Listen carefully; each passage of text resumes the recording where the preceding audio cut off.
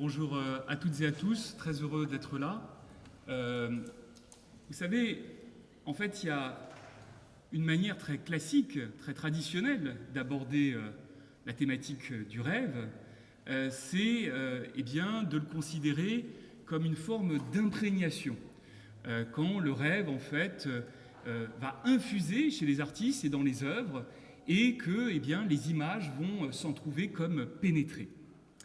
Et puis il y a une deuxième manière de voir la chose, qui est, pardonnez-moi l'expression, un peu plus performative, un peu plus active, c'est celle précisément de faire rêver. Essayer d'agir sur le cerveau du public, sur le cerveau du spectateur, pour y conduire, y transporter des images. Et c'est évidemment de ce deuxième sens que je vais essayer de vous entretenir aujourd'hui, avec au fond une petite différence sémantique que je résume de la manière suivante. Il y a d'un côté ce qui est onirique, c'est-à-dire ce qui a le caractère du rêve, de la rêverie, du songe, qui en est imprégné, et je me permettrai d'employer un qualificatif qui est un qualificatif qui n'est pas un néologisme, qui existe, mais qui est très très peu usité, qui est le qualificatif d'onirogène. Onirogène, c'est d'ailleurs un assez joli mot, en fait, qui signifie, qui est doué du pouvoir de stimuler, d'engendrer des rêves, des rêveries, des songes.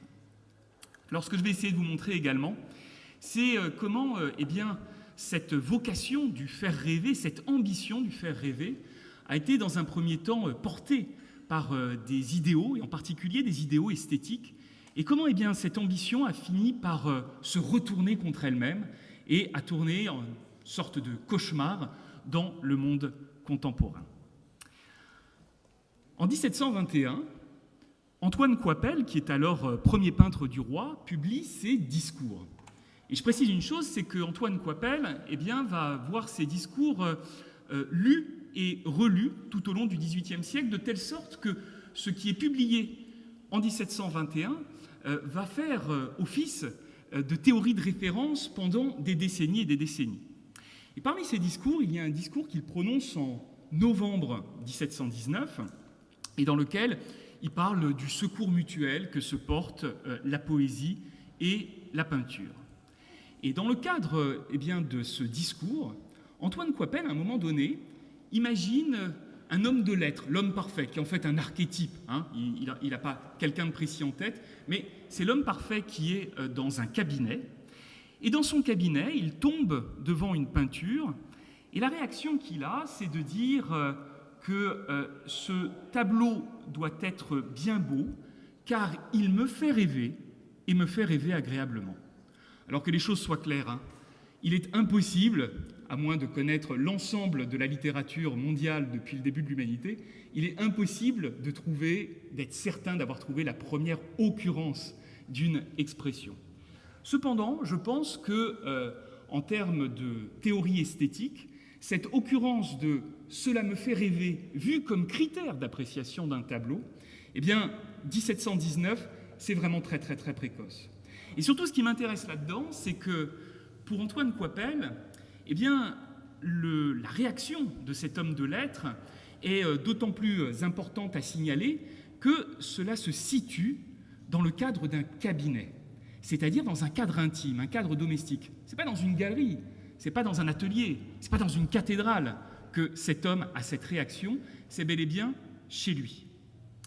Et Coipel explique que cet homme aura ensuite tout le loisir de discuter avec son tableau, d'être comme pénétré par des hallucinations et en fait de traverser espace et temps pour pouvoir eh bien, converser avec l'absence même, avec un fantôme. Alors, si je vous dis que je trouve ça si intéressant que ça se situe dans un cabinet, c'est parce que, vous le savez certainement, le XVIIIe siècle, c'est le grand siècle de la fragmentation des espaces sur le plan architectural.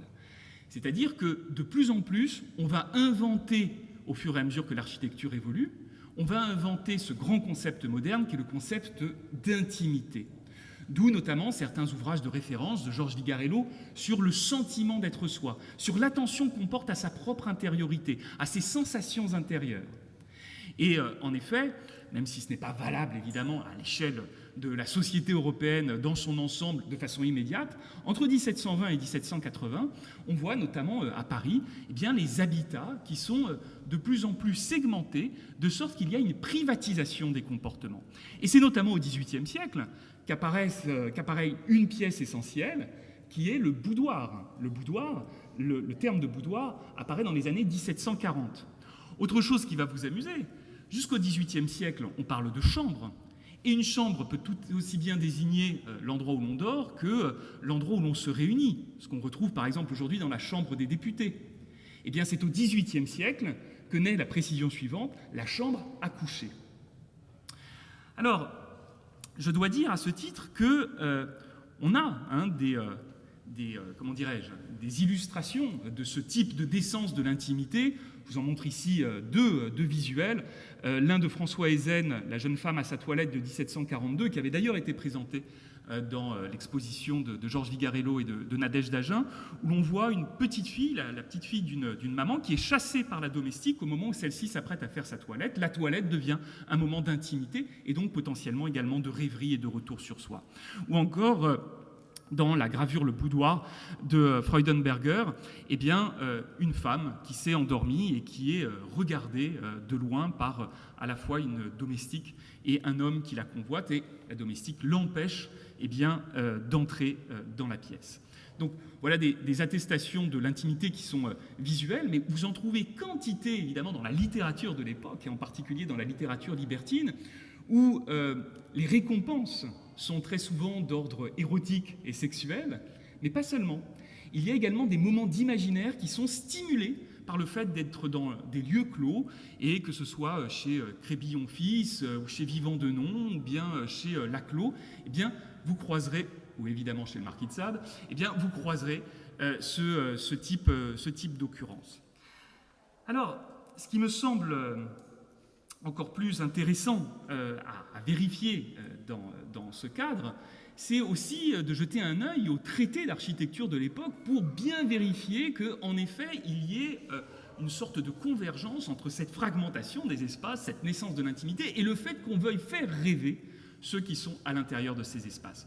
Alors je ne vais pas vous mentir, sur la quinzaine, la vingtaine de traités d'architecture du XVIIIe siècle, on ne peut pas dire que cette idée revienne beaucoup. Mais elle se profile de temps à autre, et notamment chez Camus de Mézières, qui fait un descriptif de l'ensemble des pièces dans l'habitat du XVIIIe siècle.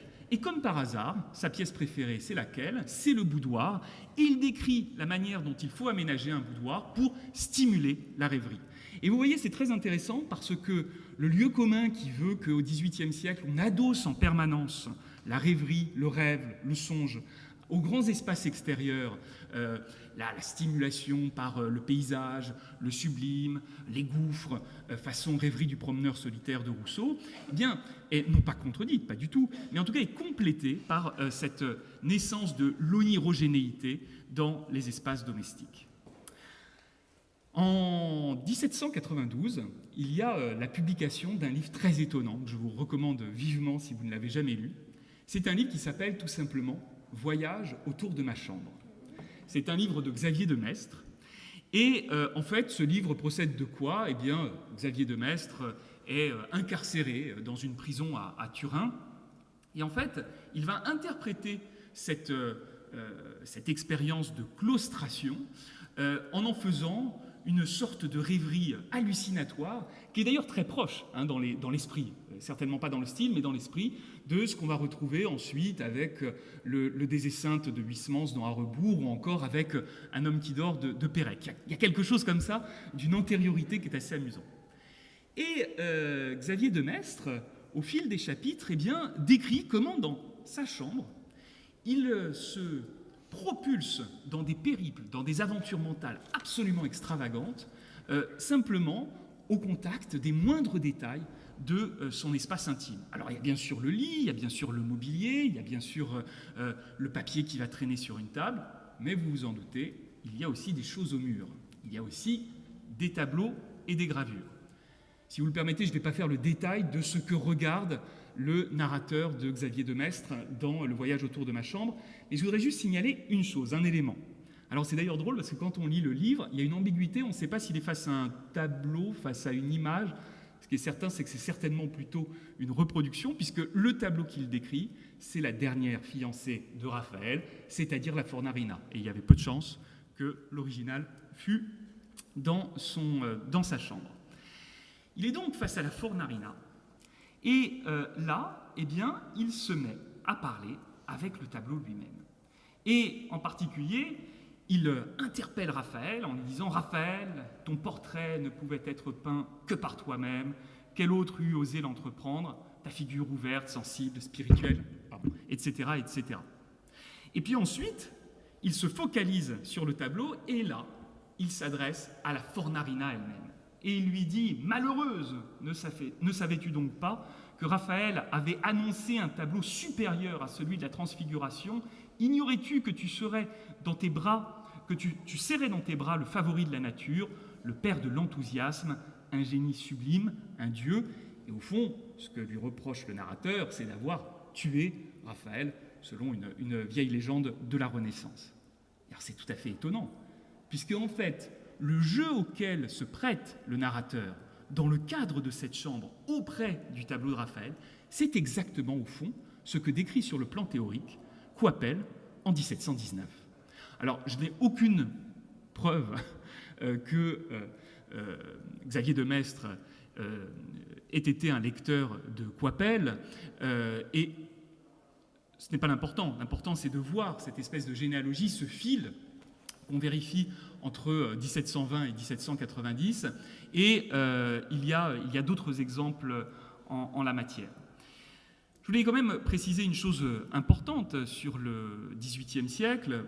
Peut-être que dans d'autres conférences, vous en avez déjà entendu parler, mais le XVIIIe siècle est le grand moment de la rationalisation du rêve. Alors, encore une fois, ne soyons pas caricaturales, il est bien évident que des superstitions demeurent, que des visions chrétiennes sur le rêve demeurent, mais simplement entre eh bien, la réflexion des Lumières sur le statut du rêve, du songe, et puis les réflexions qui sont des réflexions religieuses, on va dire que les courbes se croisent, pour prendre un vocabulaire un peu politique. D'ailleurs, c'est assez amusant, je ne vais pas du tout développer là-dessus, mais quand vous regardez les journaux intimes de certains ecclésiastes anglicans de l'époque, vous apercevez qu'il y a une contradiction entre ce qu'ils disent sur le plan public, où ils disent, bon, maintenant il faut en venir à une vision un peu plus rationnelle du rêve, et ce qu'ils notent dans leurs journaux intimes, où ils sont très, très sensibles à l'aspect potentiellement prophétique des rêves. Vous savez, l'ancien régime du rêve, c'est de penser qu'on vous annonce quelque chose qui est susceptible de se réaliser. Et le régime actuel, le régime moderne, il est beaucoup plus lié au passé. Ce sont les résidus de ce qu'on a vécu, et donc qui sont soit dans la mémoire, soit dans le corps, qui nous traversent et qui vont donc influer sur notre sommeil. Alors, au sujet de cette rationalisation du rêve, il y a notamment une entreprise qui est faite, c'est celle de rationaliser le cauchemar. Et le cauchemar, eh bien, dans les théories médicales de l'époque, on l'explique bien souvent comme étant la sensation d'une compression de la poitrine avec le sentiment qu'il y a une intrusion extérieure qui vient vous étouffer. Et les médecins de l'époque disent volontiers que ça peut être, par exemple, à cause d'un vice qui est celui de la gloutonnerie. Et trop manger, eh bien, va du coup provoquer des cauchemars. Et évidemment, ceci croise également les vieilles superstitions de sorcellerie. Et c'est bel et bien à ce croisement qu'on assiste quand on regarde le célébrissime tableau de Fuseli avec donc cette jument aux yeux incandescents, luminescents qui surgit de derrière un rideau, de Nightmare, et puis une femme qui est donc alanguie dans des drapés antiquisants avec un démon qui lui comprime la poitrine. Cette œuvre a été l'objet d'une étude devenue canonique, absolument passionnante, de Jean Starobinski. Et Starobinski dit de cette œuvre qu'elle est au fond l'illustration même de ce qu'est un cauchemar. Et Starobinski, dans son étude, fait une différence entre ce qu'il appelle les œuvres qui ont le rêve derrière elles, les œuvres qui ont le rêve derrière elles, c'est-à-dire celles qui sont oniriques, qui s'en imprègnent, et, dit-il, et c'est son expression, les œuvres qui ont le rêve devant elles. Et devant elles, ça veut dire qu'ils vont stimuler, susciter la rêverie. Alors, ils n'utilisent pas le terme d'onirogène que j'utilise, mais c'est exactement la différence que j'essayais de vous présenter au début de cette conférence. Et au sujet de Fuseli, eh bien, notre ami Starobinski hésite, mais quand même, il dit que c'est davantage une œuvre qui est une illustration, une œuvre qui a donc le rêve derrière elle, qu'une œuvre qui a le rêve devant elle. Et l'analyse de Starobinski est exceptionnelle, extraordinaire, tout à fait plus que valable encore aujourd'hui. Mais je crois qu'il y a une chose qu'il ne dit pas, en tout cas pas suffisamment, pour être honnête, il ne dit même pas du tout, et sur laquelle je voudrais attirer votre attention. C'est que ce cauchemar de Fuseli, il ne prend pas place dans un endroit anodin. Il se situe, il est mis en scène, dans le lieu de l'intimité, la chambre à coucher.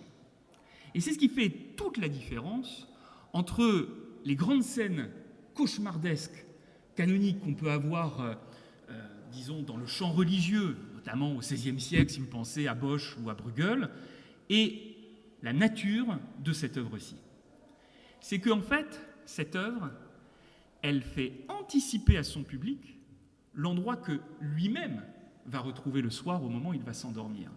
Et c'est en ceci qu'elle est onirogène. C'est en ceci qu'elle est non seulement l'illustration à un cauchemar, mais qu'elle est cauchemardesque, qu'elle va vous faire cauchemarder. Elle vous implante dans un coin du cerveau ce qui va venir vous travailler au moment où vous allez vous endormir. Et ça, c'est exactement, pardonnez-moi l'anachronisme, ou disons le raccourci chronologique, c'est très exactement le fonctionnement des films d'épouvante, des films d'horreur américains. Les films d'horreur, en fait, font en sorte de mettre, en règle générale, des teenagers, des adolescents qui sont leurs cibles privilégiées, dans des situations qui sont des situations domestiques, des situations habituelles, qui vont se retourner contre eux-mêmes et qui vont du coup infuser dans l'esprit du public jusqu'au moment où il va retrouver son appartement ou sa maison. Voyez ça un jour, c'est assez amusant.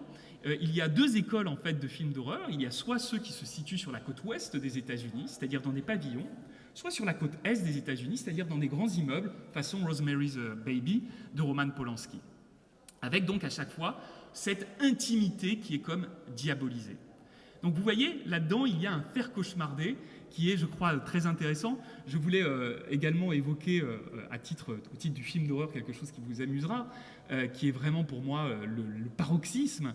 C'est toute une série d'un cinéaste qui s'appelle Wes Craven, qui fait des sortes de séries B, et qui s'appelle Freddy ou les griffes de la nuit. Et quel est l'argument scénaristique de Freddy ? C'est de dire qu'en fait, un monstre va vous attaquer pendant votre sommeil, au moment où vous allez fermer les yeux. Et par conséquent, c'est exactement le comble de l'œuvre onirogène. C'est celle qui vous dit, après que vous eussiez vu le film, eh bien, vous allez devoir vous confronter à votre propre sommeil, et c'est dans votre propre sommeil que vous allez cauchemarder. Je dois dire quand même qu'il y a un degré d'onirogénéité qui est atteint au XVIIIe siècle, encore plus poussé, avec un critique d'art qui va non pas tant théoriser la chose que l'utiliser, et ça c'est vraiment étonnant. C'est évidemment le premier grand salonnier du XVIIIe siècle, Diderot. Diderot est quelqu'un qui, dans un de ses salons, celui de 1765, de 1767, va à un moment donné dire, on le lit, voilà, je viens d'écrire Joseph Vernet en haut de ma page blanche, mais finalement j'ai décidé de ne pas vous en parler parce que je suis parti à la campagne. Et pendant une trentaine de pages, Diderot nous parle de ses expériences champêtres, de tout le bonheur qu'il a de se promener dans la nature, des gens qu'il rencontre. Et puis au bout d'une trentaine de pages, il dit « Oh là là, excusez-moi, j'ai complètement oublié de vous dire. En fait, j'étais pas du tout à la campagne. J'étais devant un tableau de Joseph Vernet. Mais emporté par les illusions, la rêverie que me provoquait le tableau, j'ai commencé à écrire l'objet de mes songeries. » Et c'est très intéressant, puisque ce que fait en fait Diderot, c'est que par le procédé littéraire lui-même, il provoque la rêverie du spectateur. C'est-à-dire que celui-ci ne croit pas du tout qu'il est devant une œuvre, il pense qu'il s'échappe, et au moment du réveil, qui est donc la phrase de Diderot, hop, hop, hop, attention, en fait, on est devant un tableau de Joseph Vernet, eh bien, il prend conscience qu'en réalité, il était dans une illusion. Et c'est très intéressant parce que Diderot ne va cesser ensuite de faire la promotion, une sorte de publicité de la rêverie dans le cadre de la critique. Il y a même d'ailleurs dans le salon de 1767 une petite phrase à un moment donné qui est tout simplement « Bonne nuit ». Et il invite ceux qui ont lu son salon à réfléchir à cette place de l'imagination, de la fantaisie dans les arts. Je voulais vous dire une autre petite chose assez amusante à ce titre, c'est qu'au XVIIIe siècle, la rationalisation, la naissance de la rationalisation, de la perception rationnelle du rêve, donne à penser également qu'on pourrait être, qu'on aurait potentiellement la capacité de diriger nos propres rêves. Je vous cite juste quatre exemples de la chose. Une du XVIIe, c'est Célestin de Mirbel, avec le Palais du Prince du Sommeil, publié en 1667. Un ouvrage anonyme qui s'appelle « L'art de se rendre heureux par les songes », et où alors on vous donne toutes les formules possibles pour, par exemple, rêver que vous êtes riche ou rêver que vous avez des beaux habits. Le dernier objet de rêverie qu'on vous donne, le dernier objet de rêve qu'on vous donne, c'est celui de faire des beaux vers.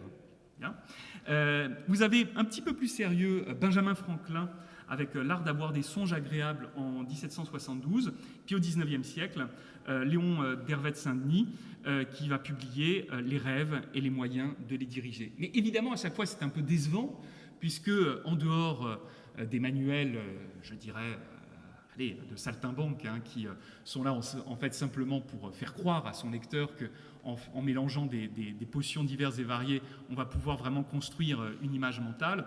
Les choses plus sérieuses se contentent d'expliquer comment on fait pour avoir un sommeil agréable et s'épargner des cauchemars à la Fuseli. Alors, se faire rêver, ce critère onirogène comme étant un critère d'appréciation esthétique, on va le voir énormément se développer au XIXe siècle. Je ne vais pas vous en donner toutes les occurrences, mais je voudrais vous donner 3 exemples qui sont à mon sens très probants. Le premier exemple, c'est un exemple allemand avec Caspar David Friedrich. Caspar David Friedrich qui va écrire, c'est une phrase devenue extrêmement célèbre dans l'histoire de l'art, « Ferme l'œil de ton corps afin de voir ton tableau d'abord par l'œil de l'esprit », et puis la suite qui est très importante, « Puis mets au jour ce que tu as vu dans l'obscurité, afin que ta vision agisse sur d'autres de l'extérieur vers l'intérieur. » C'est vrai que quand on cite Friedrich, très fréquemment, c'est simplement l'œil de l'esprit, c'est-à-dire la vision intérieure qui est convoquée. En réalité, ça vaut la peine de citer la phrase en entier, ce sont les 2 phrases, puisque la vocation de Friedrich, c'est bel et bien de puiser dans son intériorité pour agir, et il le dit clairement, sur l'œil intérieur du spectateur. Et ce qui est assez déconcertant, et en tout cas très heureux dans l'histoire de l'art, c'est que cette vocation de Friedrich, écrit dans un cadre qui est totalement subjectif et personnel, va se vérifier par un exercice de réception non moins célèbre que l'écriture de Friedrich même. C'est la visite que fait le sculpteur David d'Angers dans l'atelier du peintre allemand, visite pendant laquelle, là encore, une expression est très souvent citée, c'est celle de tragédie du paysage, mais je voudrais, si vous le permettez, vous lire les 2 extraits où il est question de tragédie du paysage en entier pour faire résonner d'autres mots. Alors donc, David d'Angers parle de Friedrich. Il nous a fait voir beaucoup de dessins admirables, point de figure, l'intérêt est occasionné par le site, par l'effet. Sa manière d'exécuter est d'une naïveté remarquable. Il est comme les grands génies qui disent des choses sublimes avec des expressions très simples. Les ouvrages de cet homme forcent à rêver. Ils sont tellement poétiques, il sent admirablement bien la tragédie du paysage. Première occurrence, les ouvrages de cet homme forcent à rêver. Et un petit peu plus loin, Friedrich vous fait rêver par la vue d'une simple chaumière ouverte, c'est celle que vous avez sous les yeux, dans laquelle on ne voit pas un être vivant. Et là encore, il explique, il n'a pas la prétention de vous donner le dernier mot de la nature, il vous prend par la main, il semble vous dire « ouvrez les yeux et voyez les trésors qu'elle renferme si vous avez une âme faite pour la comprendre ». C'est une espèce d'itinéraire vers la tragédie du paysage. Donc, dans ces deux occurrences de tragédie du paysage, il y a bel et bien l'expression « faire rêver ». Je vous ai également mis la chouette sur un arbre, qui est donc l'autre œuvre que voit David d'Angers au moment de sa visite et qu'il évoque. Pour la petite histoire, et là je ne voudrais vraiment pas m'attarder, sachez que cette œuvre a été très très longtemps perdue, qu'on ne savait pas, on ne savait même pas à quoi elle ressemblait. Elle a été retrouvée en 2010 lors d'une vente aux enchères à Cannes, où, c'est pour vous faire rêver vous là, où elle avait été mise à prix, elle avait été estimée aux environs de 100 €. Et les galeristes parisiens s'étaient aperçus que c'était très certainement Caspar David Friedrich. Elle est montée à 350 000 €, puis ensuite, eh bien, elle a été acquise par un collectionneur privé, et un de nos vœux le plus cher, je pense, ce serait qu'un jour, elle rejoigne les collections du Louvre. Donc, première occurrence, celle de Combiné, de Caspar David Friedrich et de David d'Angers. La deuxième que je voulais vous citer, là, elle est vraiment célébrissime, c'est celle de Charles Baudelaire. Baudelaire qui, dans son salon de 1859, eh bien, va ériger l'imagination comme reine des facultés. Et le modèle onirogène de Baudelaire, eh bien, c'est Delacroix. Delacroix, mais pas seulement. Baudelaire, dans son salon de 1859, va aussi citer des peintres qui sont des peintres plus inattendus, en tout cas moins cruciaux à l'échelle de l'histoire de l'art. Et par exemple, Baudelaire va citer l'exemple de Eugène Boudin qu'il a rencontré récemment. Vous savez, en fait, Baudelaire, en 1859, vit à Honfleur chez sa mère. Il voit d'ailleurs très peu le salon de 1859. Comme il le dit à Nadar, il imagine davantage qu'il ne l'a vu, puisqu'il n'y est passé qu'une seule fois. Et devant les séries de nuages d'Eugène Boudin, eh bien, il vante les qualités de ses œuvres en disant qu'elles ont l'effet d'opiacés. D'opiacés, elles sont comme des stupéfiants et donc vont nourrir son imaginaire, son imagination. Alors, Friedrich, David d'Angers, Baudelaire, ça, je dirais que ce sont des exemples attendus. Quand bien même on ne connaît pas les citations, si on les connaît un petit peu, on se dit, très certainement, le faire rêver comme critère doit traverser leur discours. Et je voudrais vous citer un autre auteur très important du XIXe siècle, où alors là, c'est beaucoup, beaucoup plus inattendu. En 1853, alors qu'il est en train de rédiger, il en est à peu près aux 2/3, Madame Bovary. Madame Bovary, qui est donc le roman qui dénonce les travers des illusions. Quand il est en train d'écrire Madame Bovary, Flaubert a une correspondance abondante avec Louis Collet, et donc dans une lettre de 1853, il écrit la chose suivante à Louis Collet, que la plus grande fonction de l'œuvre d'art, ce n'est, et je le cite, ni de faire rire, ni de faire pleurer, ni de vous mettre en rute ou en fureur, mais d'agir à la façon de la nature, c'est-à-dire de faire rêver. Et à l'appui de cette prescription, eh bien, il cite entre autres Michel-Ange, Beethoven. Alors, ce qui est assez amusant, c'est que on pourrait se dire, mais ça, c'est une grande déclaration de principe auprès de son ami Louis Collet. Est-ce que en d'autres endroits, on va trouver cette expression chez Flaubert? En fait, dans sa correspondance, où Flaubert pèse ses mots, dans sa correspondance, on va trouver à 2 reprises des remerciements à des écrivains parce que Flaubert a eu le sentiment de rêver à leur contact. Et ces 2 écrivains, c'est d'une part, comme par hasard, Baudelaire, et comme par hasard en 1859, et d'autre part, Jules Michelet. Donc, je crois que c'est vraiment très, très révélateur. Ce compliment, il est très rare, très, très, très rarissime sous la plume de Flaubert, mais il est adressé à 2 personnes très, très, évidemment, tout à fait éminentes à ses yeux. Il s'agit de Michelet et de Baudelaire. Je vais vous raconter une petite histoire. Il y a quelque temps, donc en préparant tout ça, je relisais un livre canonique extraordinaire de Neil McWilliams qui s'appelle Rêve de bonheur.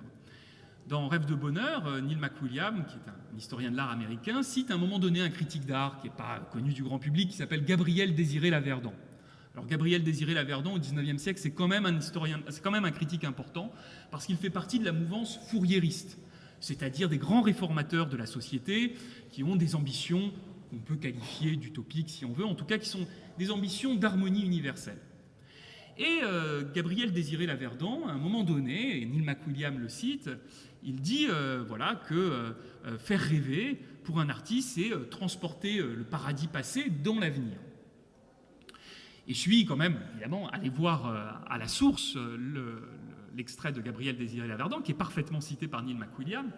Mais ce que ne cite pas Neil McWilliams, c'est que juste avant, Gabriel Désiré Laverdon dit la chose suivante, qui est quand même assez étonnante. Il dit « Il y a aujourd'hui une nouvelle expression consacrée pour dire qu'un tableau plaît, deux points ouvrez les guillemets, c'est « j'aime ce tableau parce qu'il fait rêver ». Donc on est au début des années 1840 et on a là un indice réel, si vous voulez, d'un critique qui constate que ce critère traverse l'ensemble de la critique. Parce que, si vous voulez, pour faire une histoire de la réception, une histoire de l'art, évidemment, il faut repérer les signaux forts. Et Baudelaire, Flaubert, Friedrich, ce sont des signaux extrêmement forts. Mais il faut aussi vérifier les choses par des signaux faibles. C'est-à-dire ce qu'on pourrait appeler la critique du quotidien, la critique du commun. Pas simplement Théophile Gautier et autres, mais le journaliste qui fait son compte-rendu du salon. Et en effet, on voit qu'à l'époque, cette idée qu'une œuvre est bonne parce qu'elle fait rêver est quelque chose qui se développe de plus en plus. Alors, Gabriel Désiré Laverdon, il fait quand même la jonction entre deux choses, à la fois faire rêver comme qualité esthétique, mais un tout petit peu plus que ça. Gabriel Désiré Laverdon, il est fouriériste, et dans le fouriérisme, je dirais qu'il y a une influence, c'est pas exactement la même chose, donc il faut être très prudent, surtout s'il y a des spécialistes des grands mouvements réformateurs du XIXe siècle dans la salle, mais il y a une influence, il y a comme une poussée de beaucoup d'autres mouvements, beaucoup d'autres idéologies du XIXe siècle, et en particulier de ce qu'on appelle le saint-simonisme, la doctrine de Saint-Simon. Encore une fois, ce sont deux écoles différentes, avec deux pensées différentes. Mais il est vrai qu'on retrouve des traces du saint-simonisme dans le fouriérisme. Or, c'est bel et bien dans la doctrine de Saint-Simon, qui est donc Henri Saint-Simon, qui est donc un grand réformateur du début du XIXe siècle, qui va avoir une influence considérable sur l'ensemble du XIXe, c'est bel et bien chez Saint-Simon qu'on va trouver pour la première fois un élément une sorte de bascule à l'échelle de l'humanité, cette idée que le paradis n'est plus un paradis à jamais perdu après la chute d'Adam et Ève, et donc un paradis passé, mais bel et bien un paradis à venir, un paradis à construire. Donc il y aurait une sorte de cours du temps avec une nouvelle divinité qui serait le progrès et qui permettrait d'établir un paradis terrestre. Cette idée, en fait, ce n'est pas exactement les Saint-Simoniens qui l'ont eue pour la première fois. On la trouve déjà chez Francis Bacon au XVIIe siècle, et on la trouve également chez Kant. Mais ce qui fait la particularité de Saint-Simon, c'est que ceux qui vont être en charge de montrer ce paradis pour engager l'ensemble de la société, à la fois les citoyens, les médecins, les juristes, les hommes politiques, les ingénieurs, à sa suite, ce sont les artistes. Les artistes vont devoir créer les images mentales qui vont faire rêver la société tout entière pour accomplir cette image. Ce qu'on appelle tout simplement une prophétie autoréalisatrice. Et donc, en effet, dans un texte de 1819, Saint-Simon dit la chose suivante, que les artistes transportent le paradis terrestre dans l'avenir, qu'ils le présentent comme devant être le résultat de l'établissement du nouveau système, et ce système se constituera promptement. Je vous mets une belle image devant les yeux, en la voyant, vous allez réaliser cette belle image. Je vous mets une harmonie devant les yeux, en la voyant, vous allez réaliser cette harmonie. Et ça, cette idée-là ne va cesser de rythmer les grands penseurs réformateurs du XIXe siècle jusqu'à Jaurès. Jaurès, en 1900, quand il fait son discours sur le socialisme et les beaux-arts, il dit exactement la même chose en se référant eh bien, à une œuvre de Puvis-Chavannes. Alors, vous allez me dire, et vous aurez raison, mais cette prescription saint-simonienne ou fouriériste avec Laverdan, est-ce qu'il y a des artistes qui se sont attelés à l'exercice et qui ont essayé de montrer cette harmonie pour que cette harmonie se réalise promptement? La réponse est oui. La réponse est oui, et je vous en ai apporté 4 exemples que j'ai ramassés sur une seule image pour essayer d'accentuer un peu les échos. Je suis désolé, du coup, évidemment, l'image est un petit peu plus petite. Le premier exemple qu'on peut avoir en tête, c'est celui d'un artiste qui précisément est fouriériste, qui s'appelle Papetit et qui, entre 1841 et 1843, il reprend plusieurs fois son œuvre, eh bien, peint un grand tableau qui s'appelle « Rêve de bonheur ». Et c'est d'ailleurs en commentant ce rêve de bonheur que Gabriel Désiré Laverdan, dans une de ses critiques, eh bien, va vraiment asseoir, marteler cette idée qu'il faut que les artistes fassent rêver d'une harmonie à venir pour qu'elle se réalise. Et chez Papetit, alors c'est assez amusant, l'histoire est assez connue des spécialistes du XIXe siècle, c'est que dans un premier temps, son tableau n'avait pas un temple antiquisant comme vous le voyez à l'arrière-plan. Dans un premier temps, il avait peint des gros paquebots et des lignes télégraphiques. Et donc, son idée, c'était de montrer comment il pouvait y avoir une continuité entre un idéal arcadien de façon, disons, un idéal antiquisant, et puis la civilisation moderne. Et puis finalement, il a décidé d'effacer et de remplacer cette allusion à la modernité par ce temple. Et par conséquent, eh bien là, il faut dire ce qui est. On a le sentiment que pour créer le paradis à venir, c'est quand même par le biais d'un retour aux idéaux du passé. Ce que je voulais quand même vous dire à ce sujet, qui est assez amusant, c'est que cette projection dans l'avenir par le faire rêver, quand on y songe, c'est vraiment un croisement, un renversement total. C'est-à-dire que par le passé, quel était le régime chrétien du paradis? C'était un paradis perdu, et le rêve était associé à l'avenir, avec une vision qui était volontiers une vision prophétique. Et là, on a exactement l'inverse. C'est-à-dire que le paradis est un paradis à construire, un paradis qui est projeté vers l'avenir, et le régime moderne du rêve, c'est un régime qui est lié au passé. Et faire rêver, c'est précisément réinjecter un soupçon, un résidu de futur dans le rêve. Puisque faire rêver, c'est réussir à reprojeter l'imaginaire vers quelque chose qui est en avant, devant nous. Allez, deuxième exemple de rêve de bonheur, là aussi très connu, celui de Paul Signac, Autant d'harmonie qui dans un premier temps s'appelait Autant d'anarchie. Alors anarchie non pas à prendre dans le sens de la méthode politique consistant à mettre le désordre pour ensuite obtenir un nouvel ordre, mais bel et bien anarchie au sens d'idéal politique, à savoir donc une vie communautaire qui est débarrassée de toute tutelle verticale. Autant d'anarchie dont le titre complet est là aussi, l'âge d'or n'est pas dans le passé mais dans l'avenir. Et en fait, le vœu de Signac, c'est tout simplement de nous montrer cet idéal qui est un idéal de synthèse entre, d'un côté, quelqu'un qui cueille un fruit, la tendresse familiale entre une mère et un enfant, le loisir avec quelqu'un qui joue aux boules, la séduction et l'harmonie, le rythme avec un couple qui danse, évidemment l'art avec un homme à son chevalet à l'arrière-plan, le voyage avec des bateaux qui partent, mais également la modernité. Si vous faites bien attention, tout au fond, dans l'angle supérieur droit, eh bien, on trouve des moissonneuses-batteuses, donc le signe également du labeur moderne. Et Signac, en fait, eh bien, nous met devant les yeux cette œuvre avec l'idée que, en la voyant, eh bien, nous serions comme, pardonnez-moi, j'aime pas tellement ce mot, j'emploie quand même, comme suggestionnés afin de le réaliser concrètement.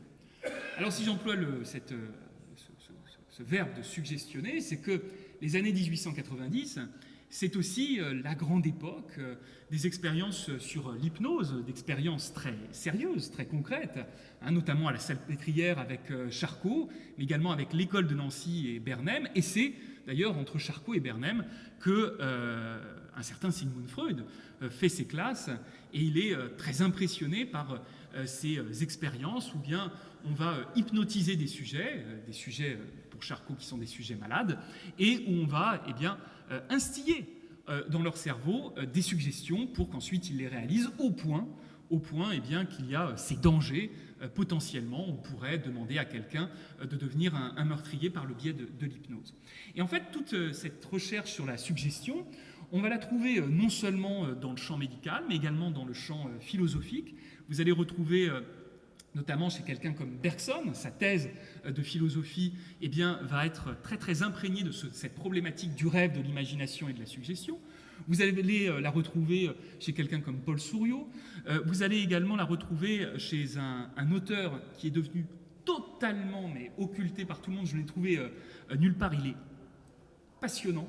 C'est le père de Jean Paulhan, Frédéric Paulhan, qui publie chez Félix Alcan, comme tous les grands de l'époque, et qui écrit un ouvrage qui s'appelle Le mensonge de l'art, 1907, et donc qui travaille sur ces problématiques. Évidemment, on peut penser aussi à la sociologie, celle de Gabriel Tarde. Bref, la suggestion, cette idée qu'on pourrait manipuler le sujet ou les foules par le biais des images, est très très présente. J'y manipulais, attention, chez quelqu'un comme Bergson, qu'on lit là encore, je pense, très souvent un peu à moitié. Le grand vœu de Bergson, c'est de tendre vers la liberté et l'émancipation des consciences. C'est pas simplement de se dire, grâce aux artistes et au rythme qu'il peut y avoir dans une image ou une musique, on va pouvoir aliéner un sujet, un spectateur. Pas du tout. Mais quelqu'un comme Paul Souriau, par exemple, va lire Bergson comme ça et va se moquer de lui en disant la chose suivante. Et puis, c'est naturellement dans le domaine esthétique qu'on va retrouver toute cette masse d'écrits théoriques sur le pouvoir de la suggestion. Alors là encore, je ne vais pas vous faire un historique complet, mais je vous en cite quelques-uns avec attendu. Turner, qui à partir de la fin des années 1810 va jouer sur la suggestion. Beaucoup plus contemporain des années 1890, quelqu'un comme Auguste Strindberg, mais également, parmi les très très grands, les poètes, avec Edgar Poe et Stéphane Mallarmé. Mallarmé qui bâtit sa poétique sur le fait de suggérer et non pas de dire l'objet.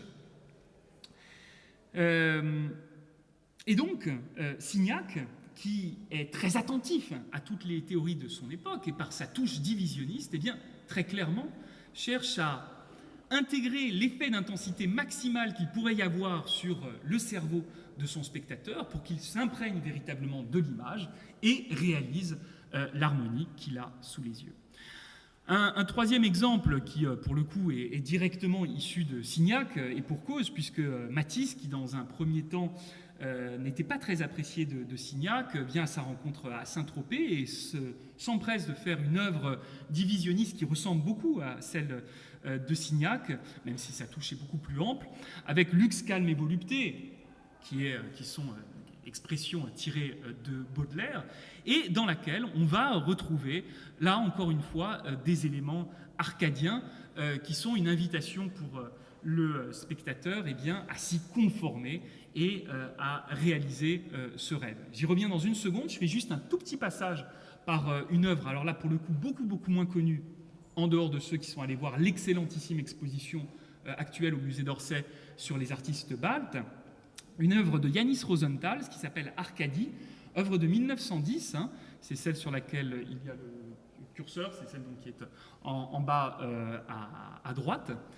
Et cette œuvre est très très intéressante. Pourquoi ? Parce qu'en fait, ce qui est expliqué par le commissaire de l'exposition, Rodolphe Rapetit, c'est que chez Yanis Rosenthal, cette peinture est attachée aussi à une ambition nationaliste. C'est-à-dire que Rosenthal, pardonnez-moi, est letton. Et la Lettonie, à ce moment-là, n'est pas encore tout à fait un pays indépendant, elle va le devenir, mais les artistes sont en fait se sentent investis d'une mission qui consisterait à véritablement établir cet idéal politique qui est un idéal national. Et au début des années 1890, Yanis Rosenthal écrit un poème. Alors c'est un poème en letton. Alors donc comme mon accent letton est très mauvais, j'essaye, s'il y a des lettons dans la salle, ils me reprendront, qui s'appelle Sapnis no lamibas, ce qui signifie donc rêve de bonheur en letton. Et ce rêve de bonheur, c'est une projection vers un idéal national qui se réalise définitivement avec ce tableau de 1910. Et avec ce tableau qui est donc, vous voyez, complètement imprégné de ce qui nous semble assez... je dirais, assez déconnecté de problématiques politiques. C'est vraiment les Lebensformen, les formes de la vie, les formes de la nature, avec cette harmonie très sensuelle et sensorielle. Eh bien, c'est vu, en fait, comme un outil pour faire rêver les foules afin d'aboutir à cet idéal social. Je reviens juste une petite seconde à notre ami Matisse, parce que, vous le savez peut-être, Matisse, en 1908, écrit un texte qui décrit ce qu'il souhaite comme ambition pour l'œuvre d'art. Et Matisse dit la chose suivante. Ce que je rêve, c'est un art d'équilibre, de pureté, de tranquillité, sans sujet inquiétant ou préoccupant, qui soit pour tout travailleur cérébral, pour l'homme d'affaires aussi bien que pour l'artiste des lettres, par exemple, soit un lénifiant, un calmant cérébral, quelque chose d'analogue à un bon fauteuil qui le délasse de ses fatigues physiques.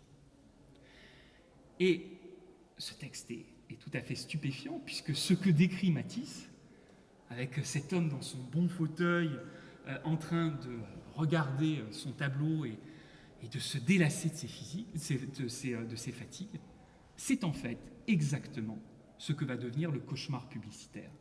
Alors attention, je ne fais pas un raccourci hâtif en disant il y a chez Matisse déjà ce que raconte Patrick Lelay en 2004. Je vous dis juste comment la chose va complètement se renverser. Patrick Lelay, lui, l'ancien patron de TF1 en 2004, va dire la chose suivante. À la base, le métier de TF1, c'est d'aider Coca-Cola, par exemple, à vendre son produit.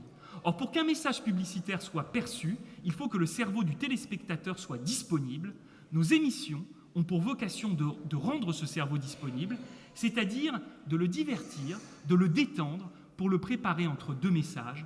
Ce que nous vendons à Coca-Cola, c'est du temps de cerveau disponible. Et en effet, s'il y a bien un domaine dans lequel le rêve de bonheur, qui ne s'est jamais réalisé au XXe siècle, ou en tout cas plutôt pour le pire que pour le meilleur, c'est malheureusement le domaine publicitaire. L'idéal d'intérêt général s'est métamorphosé avec les mêmes méthodes en cauchemar d'intérêt privé et particulier. Et je vous donne ici 3 exemples qui sont assez édifiants. En 1962, Air France vous dit « N'en rêvez plus, allez-y avec le bus de Néfertiti ». N'en rêvez plus, en fait, c'est un tour de passe-passe rhétorique. Puisque le rêve, il vient d'où? On vous fait croire qu'il vient de vous. N'en rêvez plus. Mais en fait, le rêve vient de l'image elle-même. C'est-à-dire que de façon simultanée, la publicité vous injecte un rêve dans la tête et vous fait croire que ce rêve, il faut le dissiper pour que vous passiez à l'action, c'est-à-dire pour consommer. Deuxième exemple, j'en ai rêvé, Sony l'a fait. Mais qui a rêvé? Vous croyez que c'est vous parce que quand vous le lisez, c'est la première personne qui est utilisée. J'en ai rêvé, Sony l'a fait. Avec quand même ce cynisme extraordinaire dans les années 1980, de montrer ce qui semble être un caméscope qui filme un enfant, mais l'image peut se lire aussi comme l'enfant qui, dès son plus jeune âge, rêverait d'un caméscope. C'est-à-dire, j'en ai rêvé de tout temps, j'en ai toujours rêvé, et enfin, Sony l'a fait. Alors vous savez, dans les années 1990, vous aviez J'en ai rêvé, Sony l'a fait, avec le mini-disque compact, qui a duré à peu près 2 ans. Donc ça laisse songeur aujourd'hui de se dire qu'on a pu nous faire croire que nous avions rêvé de tout temps à de tels gadgets. Et puis récemment, j'étais dans l'avion, sur EasyJet, et puis j'ai devant moi, dans un moment où je suis en train de travailler, mais où en même temps je suis dans l'avion, donc j'aimerais bien penser à mes vacances, et comme par hasard, j'ai devant les yeux un petit bandeau publicitaire, d'EasyJet même, qui me demande « Dreaming of your next holiday ?» et derrière, j'ai une image extrêmement facile, qui est une image sans intérêt, et qui s'inspire totalement des idéaux césaniens de l'Estac, par exemple, et évidemment un numéro de téléphone pour appeler et passer à l'action, c'est-à-dire consommer. Ceux qui ont complètement bâti leur image publicitaire là-dessus, c'est par exemple les équipementiers de Nike, avec ces deux publicités antithétiques en apparence, mais qui en fait signifient exactement la même chose. Dream it, then do it. Rêvez-en, et je vous mets l'image rêvée d'une gymnaste qui est capable donc d'avoir la tête renversée avec une jambe tendue vers le haut sur une poutre. Je vous mets cette image pour que vous en rêviez. Et maintenant, allez-y, faites-le, si possible avec une poutre Nike et un maillot de gymnaste Nike. Et ce qui va être la même manière de dire les choses, don't dream of it, train for it. Mais c'est exactement la même chose que pour Air France. On dit n'en rêvez pas. Mais en fait, c'est eux qui vous en font rêver pour ensuite provoquer le réveil afin que véritablement vous accomplissiez cet idéal dévoyé, cet idéal de bonheur dévoyé qui est simplement le fait d'être les victimes consentantes de la société libérale. D'ailleurs, voyez cela comme la publicité a travaillé aussi sur l'idée que c'était elle qui préparait les rêves de bonheur collectif, solidaire et harmonien de demain. Voyez par exemple ce que dit McDonald's. Venez comme vous êtes, avec l'idée que vous pouvez être aussi bien un employé accoutré avec votre style propre ou un client accoutré avec votre style propre et que tout le monde se réunira chez McDonald's. Ou encore United Colors of Benetton.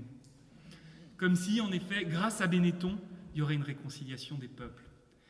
Donc, cette vocation saint-simonienne, magnifique, je crains malheureusement qu'elle ait muté en tout à fait autre chose qu'elle-même, qui est un petit peu moins réjouissant. Mais je ne voudrais pas vous faire cauchemarder. Et je sais que cette conférence n'a pas eu l'occasion de beaucoup vous faire rêver, puisque après tout, c'était une conférence d'experts. Ce n'était pas une conférence d'hommes qui est vraiment propice à la rêverie. Enfin, je ne crois pas. Je voulais simplement conclure avec une toute petite chose. Il y a plein de choses dont on n'a pas parlé. Par exemple, on n'a pas parlé des surréalistes. Et vous savez que les surréalistes avaient plein de moyens de se faire rêver. L'écriture automatique. L'écriture automatique, c'est André Breton qui invente ce protocole avec Philippe Soupeau à la fin des années 1910, en 1919. Et il a 5 vitesses d'écriture, V1, V2, V3, V4, V5. Et par moment, il écrit tellement vite qu'en fait, ça crée des hallucinations. Et il explique qu'après avoir écrit sous le coup de son écriture automatique Pneus pas de velours, il descend ensuite de chez lui et sur une place parisienne, il a l'impression qu'une automobile s'est transformée en chat géant. Ce qui fait qu'après, en écrivant certains poèmes automatiques, il relit son poème et quand il voit ce que son cerveau a engendré comme image, il ne descend pas de chez lui de peur d'être agressé par ses hallucinations. Et puis, un autre des moyens onirogènes du surréalisme, c'était naturellement ces séances de sommeil, ces séances d'hypnose collective, où le grand maître à bord, c'était Robert Desnos. Robert Desnos qui chutait sur sa table, on l'entendait tout à coup tomber en léthargie, et puis rentrer en transe et écrire et dessiner. Et avec Robert Desnos, j'aimerais juste essayer de vous faire rêver un peu en vous disant juste ceci, qui est un de ses plus beaux poèmes. « J'ai tant rêvé de toi que j'ai perdu ta réalité. J'ai tant parlé, marché, couché avec ton fantôme, qui ne me reste plus peut-être et pourtant qu'à être fantôme parmi les fantômes, et plus ombre 100 fois que l'ombre, qui marche et marchera éternellement sur le cadran solaire de ta vie. » Merci.